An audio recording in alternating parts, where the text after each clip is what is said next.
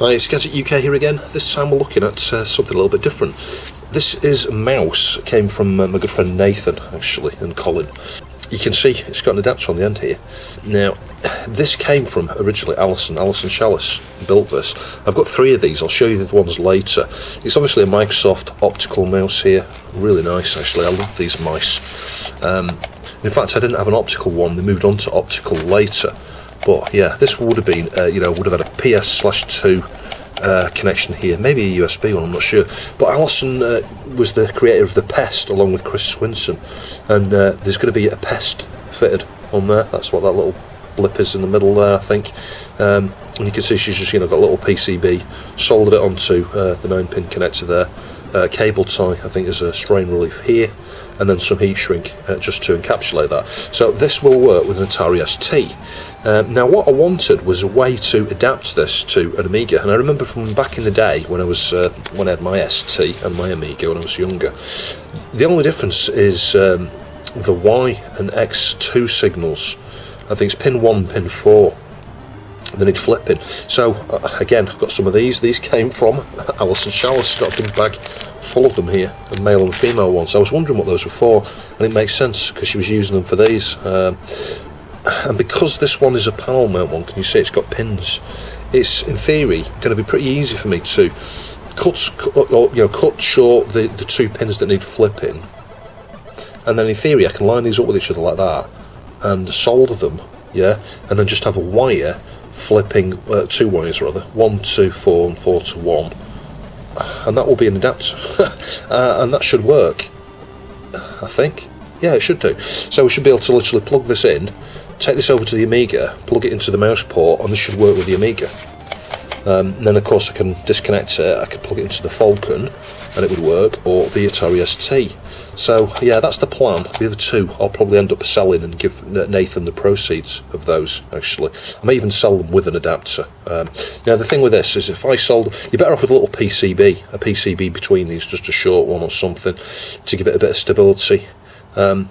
These being soldered together, obviously as you pull it off, if you're not careful, you could damage the connections. But yeah, I think at a pinch, it's going to be a nice, quick, easy way to adapt from an ST mouse to an Amiga mouse, or vice versa.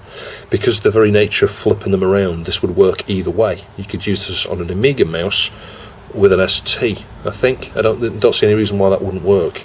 So let's start by cutting the pin off for pin 1. I'm going to get quite close to the stub there. We'll be able to solder onto it. There we go, that's pin 1 gone. And pin 4. So the 2 in the middle are correct. This do want to go across, and it's just this one over here. There we go. So that's our 2 pins cut off there. And then we can do the easy bit now, I think, which is to align these up, if I can. This is where you need good perception of 3D space. I can't see what I'm doing. Yeah, so if we line them like that, and I can just bring the soldering iron in and just solder those together. I'm just making sure there's a distance between. I'll tell you what we'll do as well. We've cut off the 1 and 4 there. Let's just trim down the bits on the end of those 2 there as well to match that.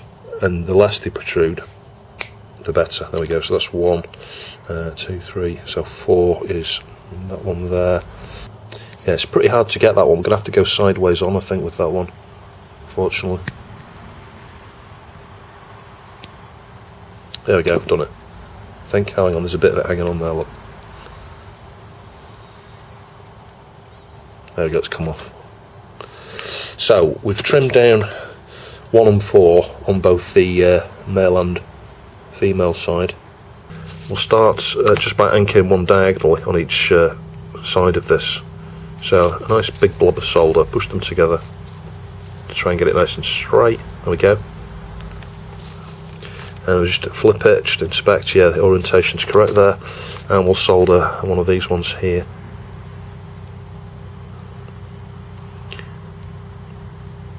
Yeah, it's going to be fine, this. I'm amazed, actually. The other thing you could do to strengthen something like this is put one of those little standoffs. I've got some, I'll see if I can get one in a minute. Stick a standoff between each side there, screw, and then it will be quite rigid. Yeah, you could then tighten them and then just reflow to make sure that the solder points aren't under any stress. I'm just pressing this together as I reflow there, just to make sure it's, you know, it's in line, straight. You can see it's like this side here is just tilted down a little bit, so I think what I need to do is just pull this side up a little bit.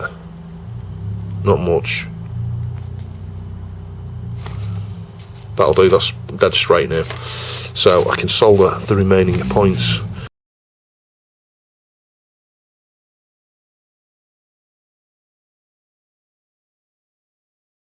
So I've got some kynar here, we'll just pull the end off there we go. Bring some solder into shot.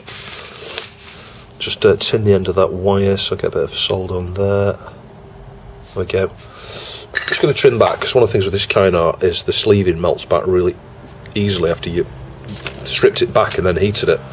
The funny thing is, once it's melted back on its own a little bit like that, then when you heat it again it doesn't melt further. It's strange, a weird thing.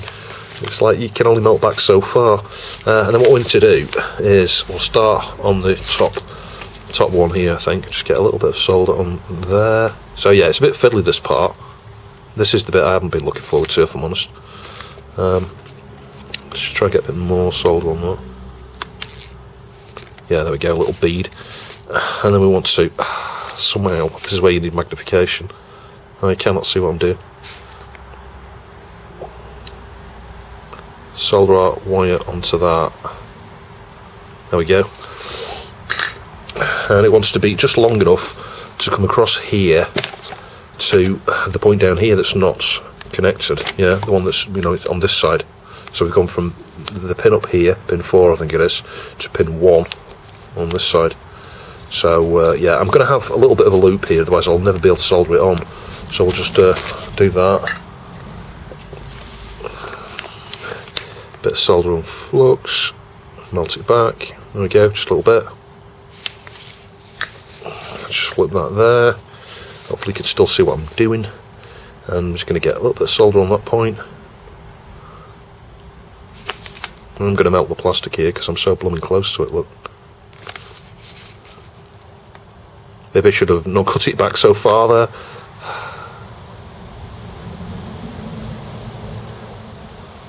Anyway, I think I've managed that. And just get some solder on here.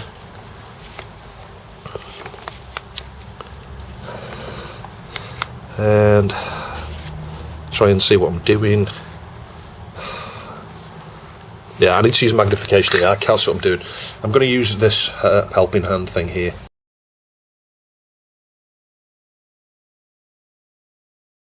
So, let me show you this. Up and down works, as you can see. Left and right doesn't. I think I need to swap 2 more, actually. I think the middle 2 perhaps need flipping as well. Isn't just the... Hang on a sec. No, that wouldn't make sense. Yeah, because it's working in one axis here. So, yeah, I think the pin's on the other axis. I don't know, actually. Maybe I just need to inspect my work. Maybe I've got a bad connection. So, actually, I made a royal mess of that. I cut an extra connection that I didn't need to be done. It was exactly as I originally said. So I flipped those around, and as you can see, I can move up and down and left and right. And I am using a mouse that is switched into the Atari setting here. So that's fantastic. But it doesn't work with that USB mouse. Well, I say USB, PS2, I think it is, PS/2. If I plug that mouse in, hang on. Now it's possible it's not in the correct mode or something, but yeah, I can move up and down. I can't move left and right. So, I don't know, is it a proto? The middle button holds the drag down, which is interesting. Just don't know why I can't move left and right with it. That is strange. I'm going to try the other mice.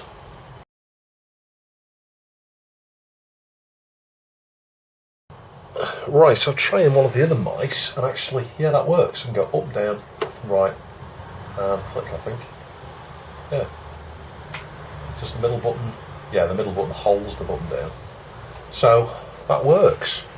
Yeah, so you can see the mouse there. That mouse works. But this original one, the first one I tested, doesn't. It only goes up and down. Now, I'm just wondering if this is an Amiga mouse, actually. It's possible that Alison produce one of each of these. Or there could be a bad connection in here, or faults on that pick, or even just a bad solder point that means that this is only working in one orientation. So I don't really like doing this, but we need to do something with this. I think actually I'm going to cut this heat shrink off here, because I can always just disconnect the cable from the mouse side here, slide some tubing over and re-shrink this, but we need to go inside it to see what's going on, because obviously something is different about the way this is wired. I suspect 2 of the pins are flipped, or there's a bad solder point or something inside here. So I managed to get inside that. Looks like we've got a bad solder point there maybe. These pins here are misaligned on that PCB, can you see? But they're soldered on correctly. She's done that deliberately at an angle.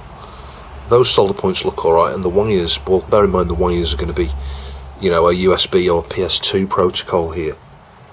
So yeah, I might just reflow that pin there and just give it another try. Woohoo, that was it. That was it. Look, left, right, up, down. It could just be sat in the loft there since 2011, was it, or 2012?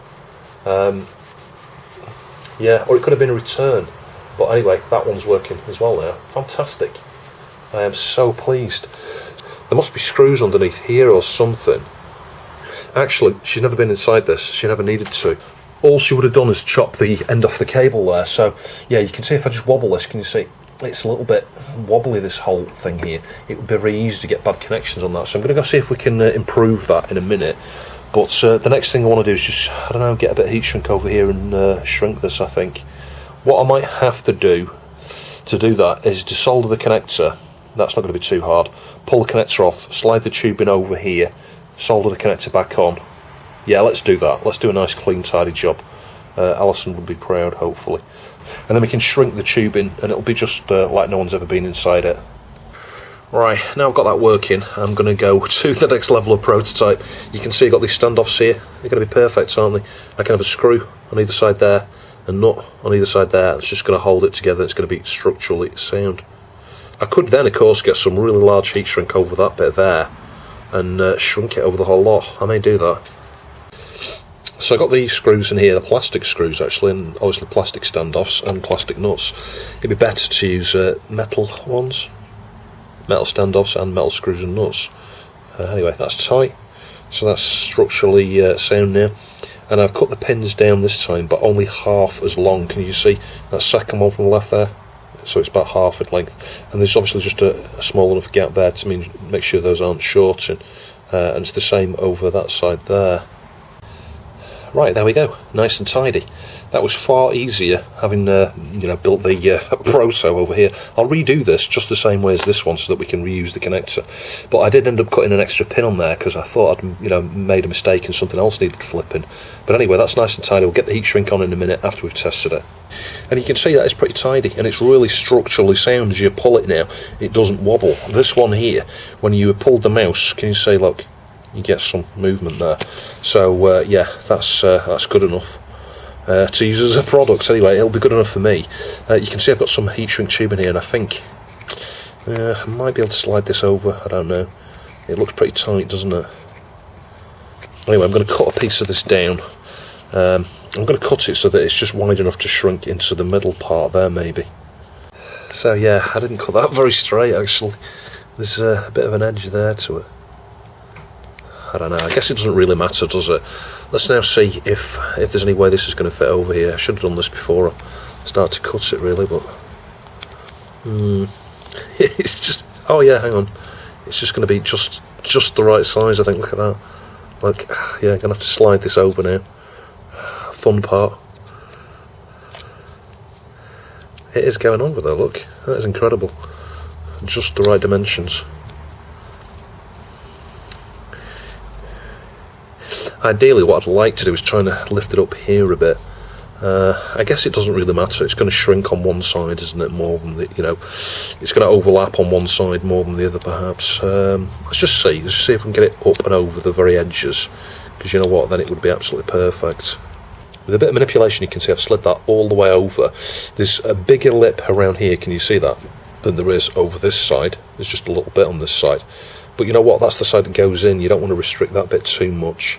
Of course, these nuts may be a problem, but I mean, it plugs in. I've tested it; it works. So, and obviously, your mileage is going to vary in terms of what you use this with. If you were to plug this into an ST, these winged parts would be a problem, perhaps. They might not be. An Amiga 600 would definitely be a problem. So let's just go around this 160 degrees here. I'm going to start on the sides, I think, actually, just to keep it taut on the sides. Right, hold on. Whilst that's just cooling off a little bit, so I've got the magnifier sat on top of that. It should just allow me to get a bit of pressure here and try and remove the solder with the pump.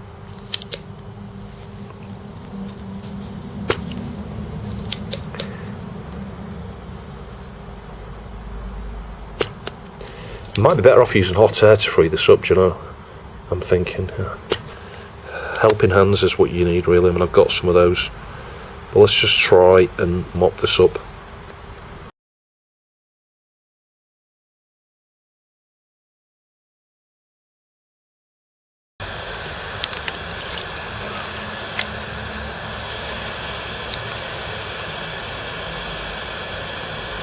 There we go, it's coming off, look. There we go, PCB off. Yeah, I'm not sure I caught that, but just with freeing up with a bit of hot air there, it's come off, and the pads are okay. 5 on one side, 4 on the other. Some heat shrink really isn't the right size. It will be big enough to go over here like this and shrink. So I'll slide that on first, and then the connector on with it. Is that it? Yeah, that's it. I've used, is that it? Yeah, that's it. I've used some Fluxon braid there, so we just need to get this on here. Ali deliberately had it aligned one way, didn't she? So it's like that, so you can solder them side on, kind of thing. Yeah, so everything's aligned there correctly, and there. Yeah, it's not going to go right up around that metal there, which is annoying, but it should cover the connections and things. That's the main thing. Do that one first, I think.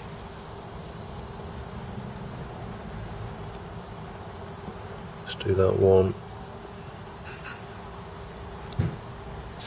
Right, I finally see light at the end of the tunnel. Let's slide this up. As I say, it's not going to go over the metal part because it's not big enough, but we should in theory be able to squeeze it right up like that over the connections. Going to put pressure from the bottom here just to push it upwards, and then let's just try and shrink it around here. The main thing is to cover the connections up.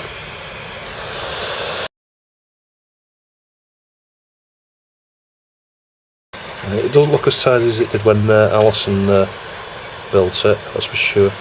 The heat shrink just needs to be, I don't know, an extra 20% larger. I can always redo it at some point if it bothers me.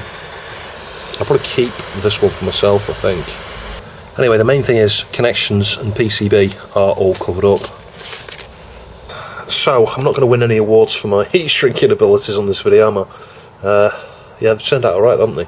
So let's plug our adapter into the mouse, which has got an adapter, effectively.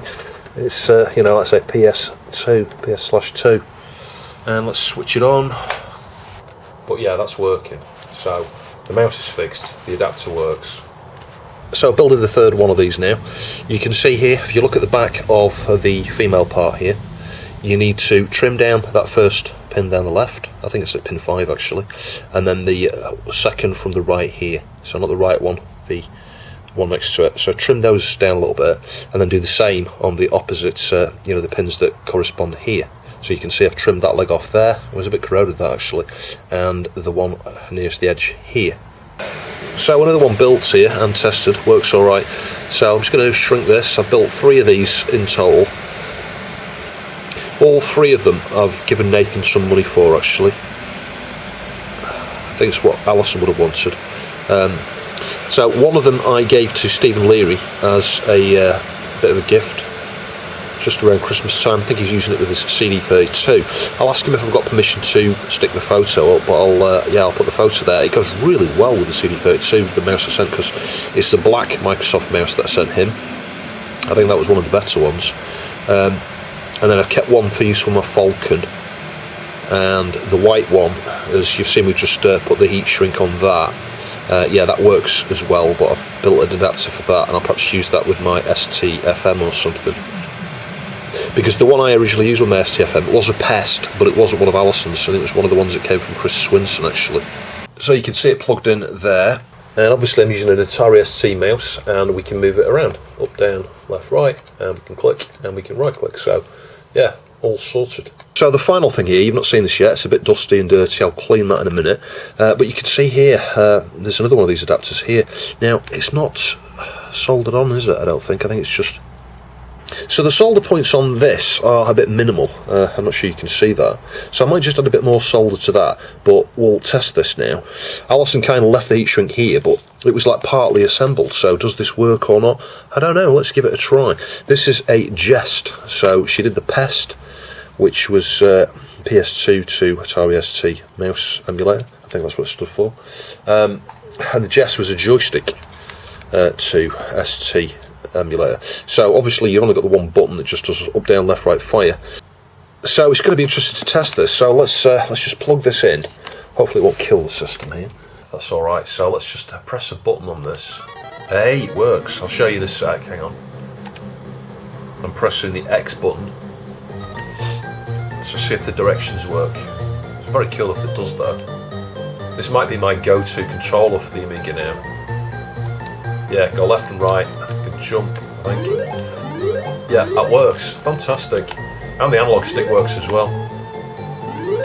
It's quite hard using the analog stick. It's better to use the D-pad, without a doubt. So as you can see, I can jump, I can move right, I can move left, and I can fire. So I haven't tested down, but I've got no reason to believe there would be a problem with the down direction. So I think we'll just add a bit more solder to the solder points, and then heat that heat shrink up to finish it off. Now what I'm going to do is I'm going to push towards the connector here as I do this, just to make sure we get fairly snug right up against the thing. Oh, hang on a minute, I've got a fold there. This is where you've got to be careful when you do stuff like this, because if you get a crease like that, there you go, you can mess it all up, and I may have messed up already there.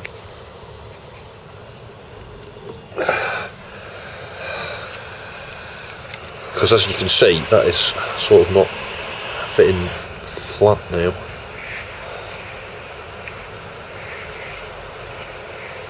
Yeah, it's not going to go all the way up to it, is it? There's going to be a natural point where it pulls itself downwards a bit.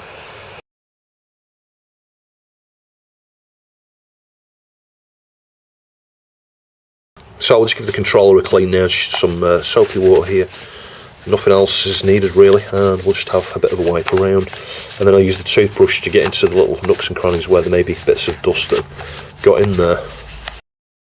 So this is obviously not a Sony one, it's a third party, but you can use a Sony one, because I've got another one. I've got a JeST actually. I've got a JeST. It was provided, was it Clanger something? I can't remember his name now. It's been a while since I saw him on my channel. It might be Clanger Bash or something like that, I think he's called. And he sent me a JeST, one of the ones that Alison assembled and sold him. So I was very grateful to have received that. And I used that with my ST. This will probably get used with the Amiga. Yeah, and then as I say, any bits of dust you get in the corners like that there, and around those rubber buttons, you can just use the toothbrush. Got hair there, look. So yeah, I will send some money to Nathan for this as well actually. Now I've got this working, I will do that when I get paid at the end of the month. Just a few bits of dust there. I don't think this has ever been used, to be honest. It looks brand new. It's just obviously it's been in Colin's loft for the last 10 years roughly, hasn't it? Is it 2012? I think it was. Alison passed away. So it's been a while. And then obviously I've had it here, and it's been sat on the sat in an area in this room for a few months here. I've just hadn't a chance to finish off this video, so fantastic. So that is my new go-to controller for the Amiga.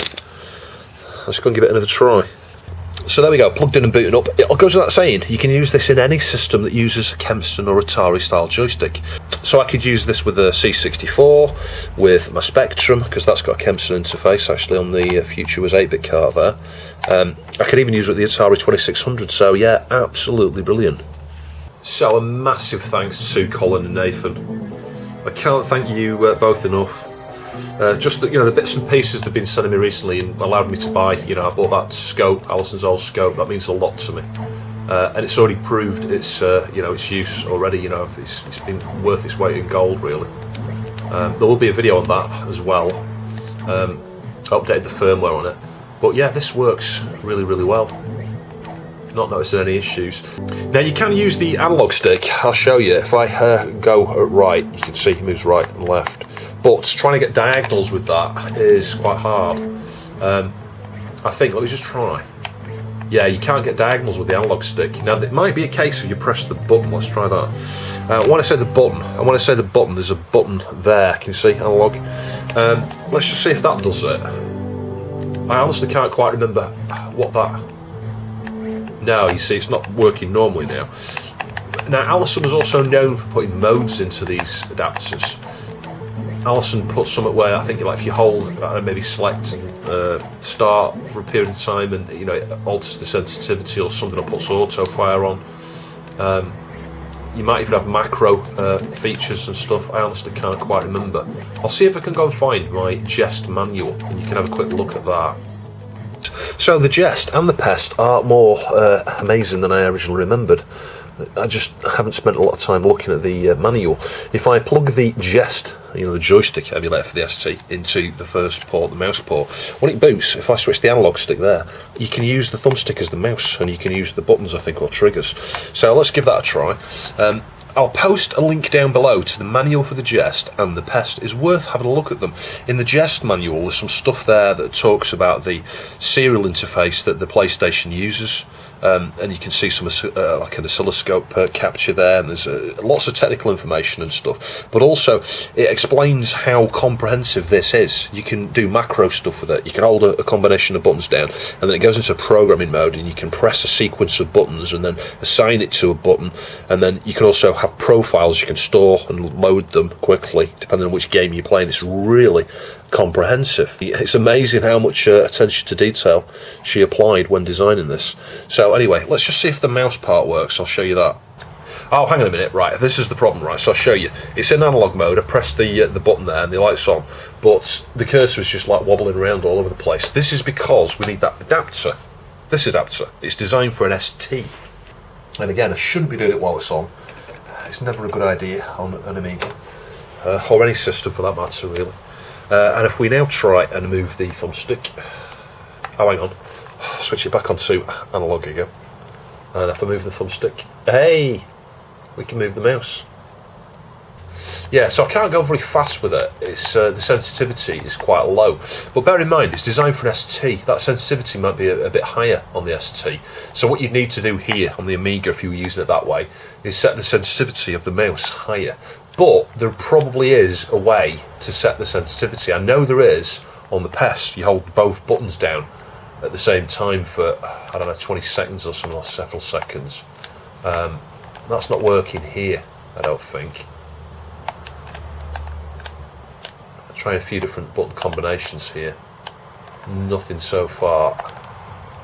I guess I could just go look at the manual. And of course you can use the D-pad as well for micro adjusting the cursor. That's the sort of thing that could be useful for, I don't know, an art package program or something. Deluxe Paint, you just want to move the cursor 1 pixel, you could use that. So yeah, it's very, very cool. I suppose that window. So believe it or not, my wife was throwing this away. I found it in the bin upstairs. It's like 6%, it's H2O2. So yeah, I'm going to get some of that.